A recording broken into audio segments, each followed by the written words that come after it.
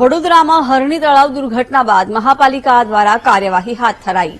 શહેરની જુદી જુદી ઇમારતો અને રાઇડ્સની એનઓસી લેવા માટે તાકીદ કરવામાં આવી. એનઓસી વગરની રાઇડ્સ સામે હવે કાર્યવાહી થઈ શકે છે. મનપા કમિશનર દિલીપ રાણાએ અધિકારીઓને આ મામલે કડક સૂચના આપી છે. સમય મર્યાદા પૂર્ણ થયા બાદ મનોરંજનના સાધનોને બંધ કરવાનો આદેશ પણ અપાયો. નગરગૃહ, કમ્યુનિટી હોલ, સ્વિમિંગ પુલ, બગીચામાં ચાલતી રાઇડ્સનું ચેકિંગ કરવા માટે સૂચના આપવામાં આવી છે.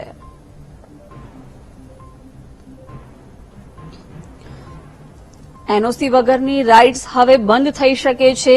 વડોદરામાં હરણી તળાવ દુર્ઘટના બાદ હવે મહાપાલિકા એક્શન મોડમાં જોવા મળી રહ્યું છે. એનઓસી વગરની રાઇડ્સ સામે કાર્યવાહી થઈ શકે છે. દુર્ઘટના બાદ હવે મહાપાલિકા દ્વારા કેટલાક પગલાં લેવાયા છે.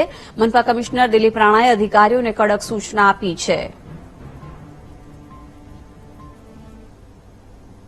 સુરતના કાપોદ્રામાં